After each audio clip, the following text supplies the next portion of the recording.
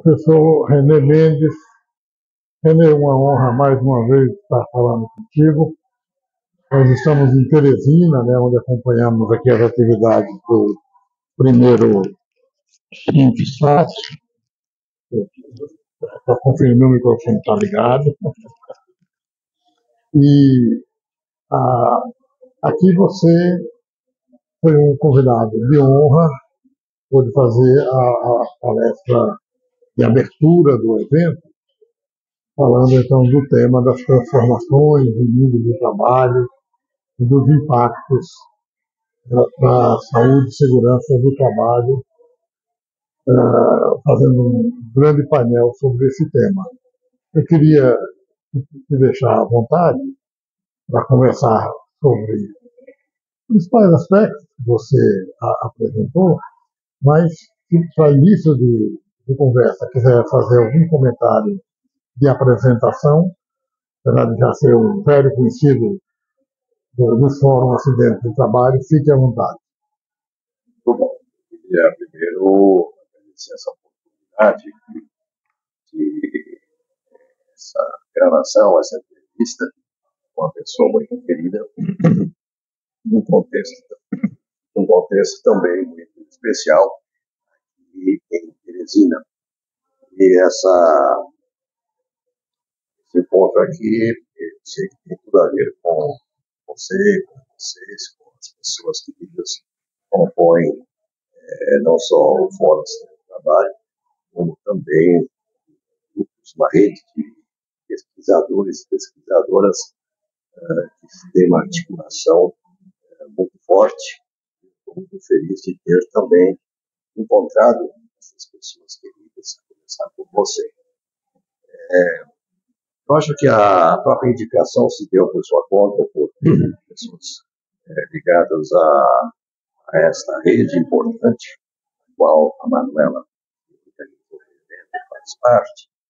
E eu fiquei muito feliz de ter sido lembrado no Brasil, de Santos até Teresina.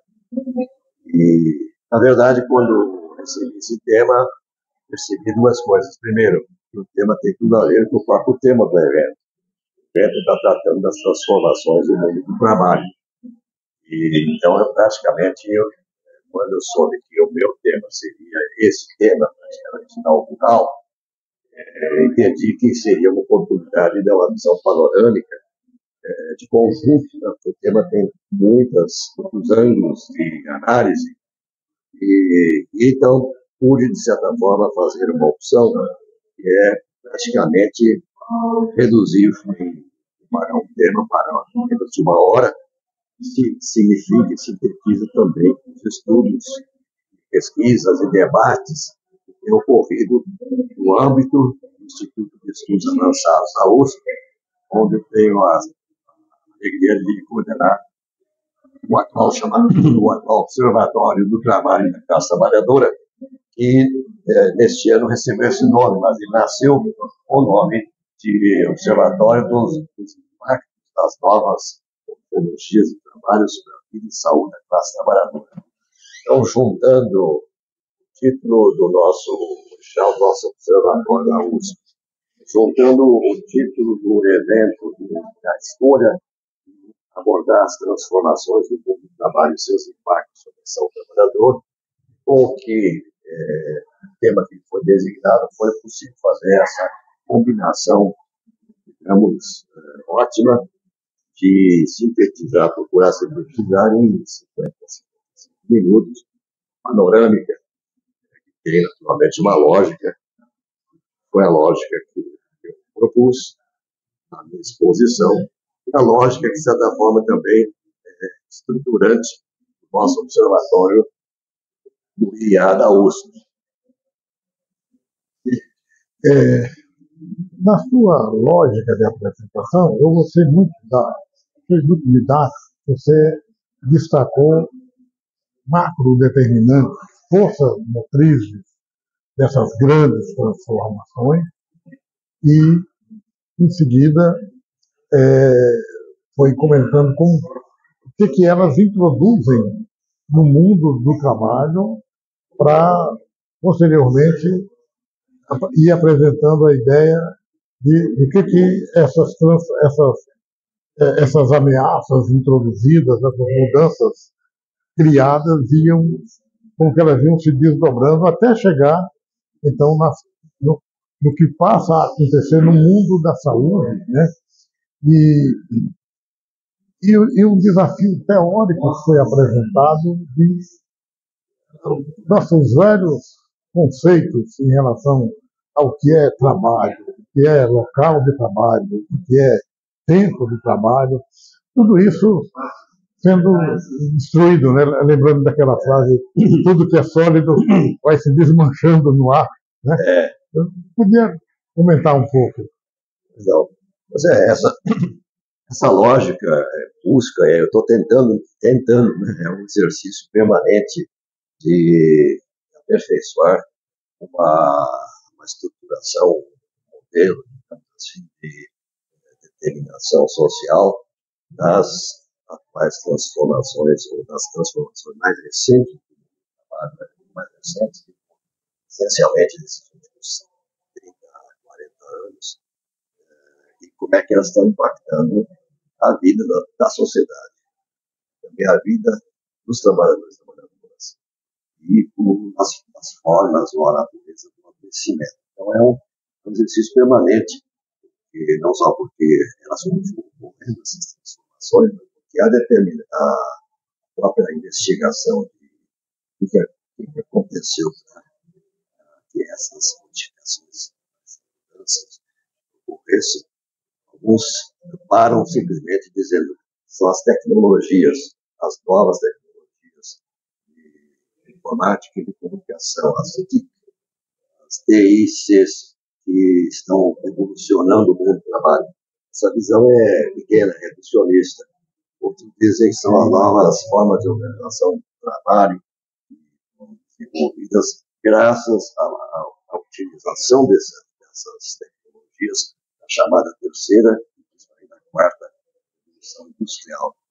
Mas essa também é uma visão limitada, na verdade, está na raiz, primeiro, uma sequência de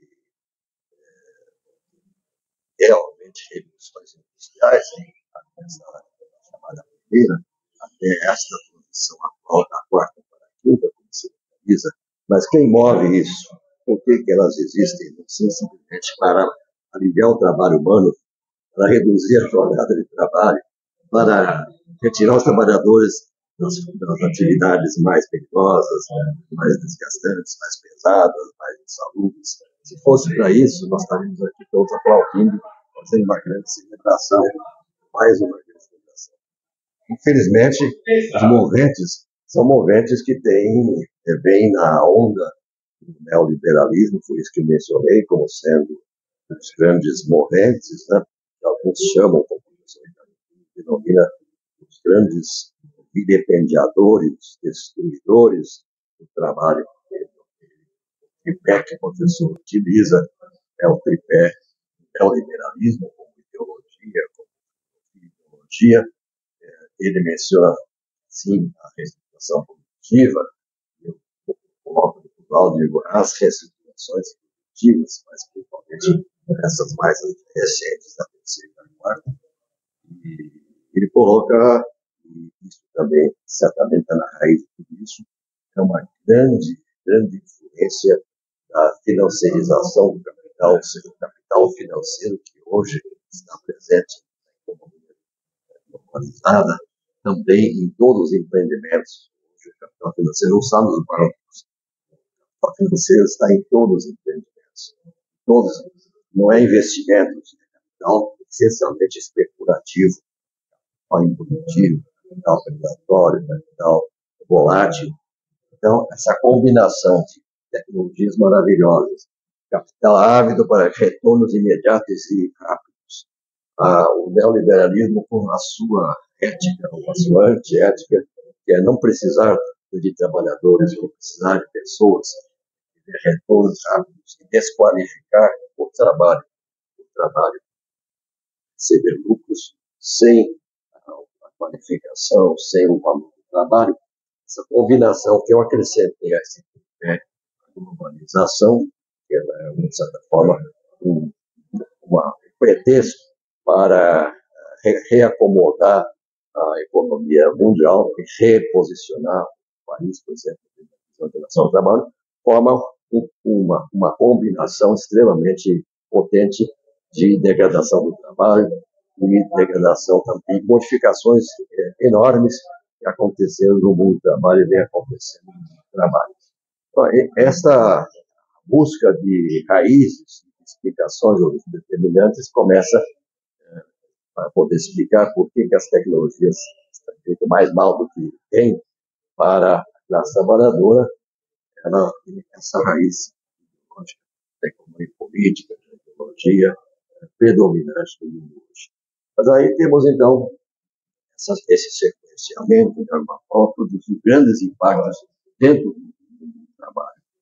Eu apresentei lá um pouquinho esses impactos, essas modificações, justamente a combinação perversa entre tecnologias que aceleram, tecnologias rápidas de comunicação e informática, com organização do trabalho, de certa forma, alterando tudo que existia, viabilizando, então, esta tendência forte que foi mencionada também, a ser mencionada aqui no seu evento, o trabalho plataformizado, o trabalho uberizado, da informalidade sendo plataformizada, que é um conceito que eu trouxe, inclusive, de uma tese recente, fez agora, assim chamada novíssima informalidade. Ela sempre existiu, tende a crescer, só que agora ela passou a ser o centro da economia, através da plataformização, ou seja, a intromissão de Big Techs e da lógica mais voraz e predatória na própria informalidade. Então, essa debate impacta, essas grandes modificações têm que ser entendidas por nós. Por isso que o senhor Roberto mencionou agora, e eu justamente só fazer uma síntese, e todas essas mudanças, sejam organizacionais, sejam ditadas por um capital voraz, que é retornos rápidos, modificaram tudo, modificaram o conceito de trabalho, modificaram o conceito de trabalhador e trabalhadora, modificaram o conceito de local de trabalho, lugar de trabalho, que a legislação quase sempre fala em a vistoria em locais de trabalho. Hoje, esse conceito local de trabalho está detonado, não está modificado, ampliado, universalizado, para o bem, para o mal, para o mal. E também a questão das jornadas de trabalho, chamado tempo de trabalho, tempo de não trabalho, que deveria ser o tempo de não trabalho, deveria ser sinônimo de tempo livre. Mas nem isso mais é o tempo de um trabalho, não é mais hoje tempo livre. Ele foi apropriado pela capital para ser ocupado, ser colonizado. Colonizado, se possível, integralmente a vida inteira das pessoas, as 24 horas, a semana inteira. Então, tudo que foi organizado, estruturado, o pensamento da economia, a saúde, a segurança trabalho, a legislação trabalhista, foi relativizado, para não dizer, perdeu seu sentido. Tudo. Inclusive, culminando com a transformação do trabalhador em empreendedor, né? Claro, entre aspas, né? Pseudo-empreendedor, porque está publicado, não tem nada para apenas financia o capital com os seus bens, com o seu tempo, com seus empréstimos que ele ganha no programa. E assim, esse trabalhador vira empreendedor, o empregador, a pessoa responsável, já não é mais o empregador, porque não tem empregador. Quem se tornou hoje realmente faz o controle, dita o controle, é o consumidor. Ou seja, aquele que dá nota para o taxista do Uber, aquele que dá nota para o entregador do médico, coisas. Então, o trabalhador passa a ser um servidor do consumidor. Então, a lógica toda é uma lógica totalmente modificada.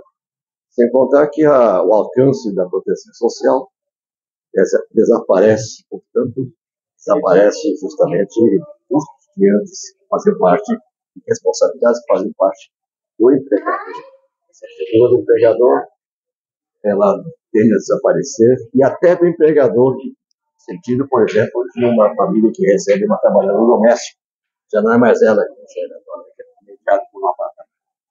Como vocês percebem, nós percebemos, nós estamos precisando corretar o prejuízo.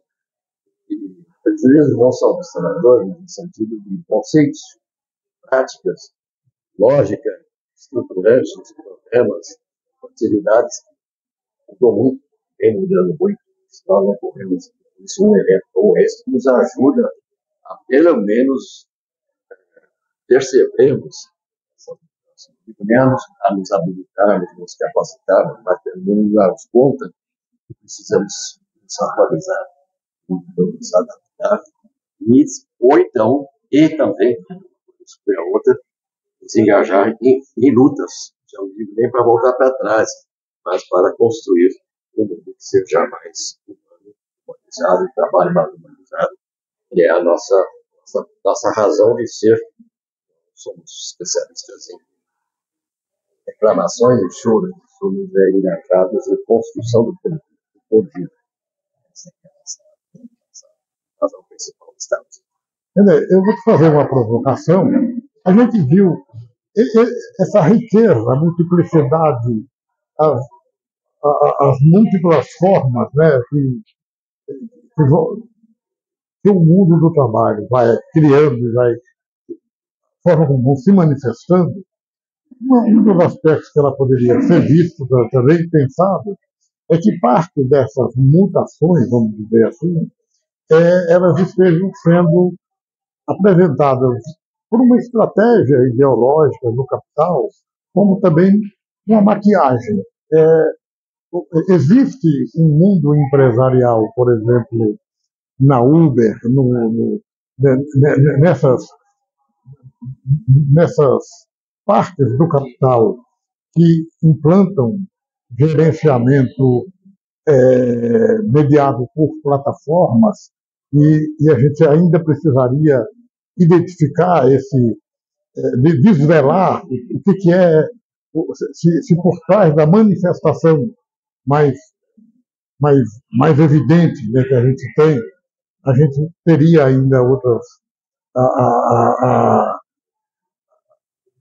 teria ainda alguns inimigos, vamos dizer, concretos, visíveis, também a serem enfrentados nessa discussão. Eu falo isso porque eu estou lembrando da apresentação da Rita Fernandes em relação a. Ela usou um título de trabalho do empregado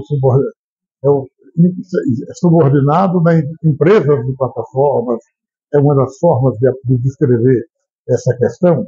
E aí, avançando num outro ponto que você trouxe na sua fala, você usou uma expressão que outros autores já usaram, né, de que então ser criada uma sociedade do adoecimento, mas ao mesmo tempo você chama a atenção de como que essas transformações criam impactos que o conhecimento atual, na forma como foi organizado para lidar com essa questão, não dá conta. Então, impactos que mesmo, você usou essa informação, né?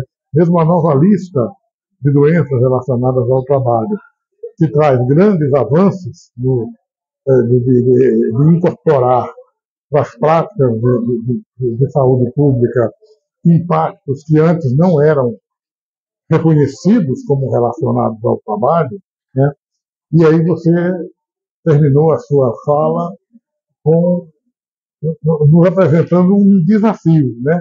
Olha, o que é mesmo, então, a resposta de saúde que a gente precisa dar, tendo em vista esse conjunto de transformações históricas? Será que, tendo em vista, então, o fato de que as ferramentas que tínhamos, apesar da epidemiologia continuar mostrando, né, o estudo da Rita em relação ao impacto dos aumentos de jornada de trabalho, né, nos trabalhadores subordinados lá nos aplicativos foi muito significativo, chamou muito a atenção, né? Poxa, o pessoal, 40% daqueles trabalhadores estão trabalhando 7 dias na semana. A jornada deles é 7 por 0, né? Como foi depois apresentado. Depois, também o Pignatti trouxe um dado interessante de que os impactos em saúde entre moradores de regiões que utilizam agrotóxicos, aquelas pessoas que moram até 90 metros da área de maior utilização do veneno apresentam prevalências de impacto muito maiores do que aqueles que estão a mais de 300 metros. Então, ou seja, mostrando a utilidade, né, da ferramenta da epidemiologia, e a gente tem ainda outras ferramentas, mesmo a clínica, em alguns eventos significativos. Mas eu gostei muito da sua provocação, ela convoca a gente para uma reflexão muito desafiadora, e te parabenizo por conseguir sistematizar, apresentar esse desafio para a gente. Obrigado. Encerrando, porque você agora fez uma síntese também muito valiosa e de uma forma didática, acrescentando a sua própria crítica e suas próprias contribuições, né? Esse é um assunto inesgotável, né? Então, quanto mais se debate, mais se percebe nuances novas, né?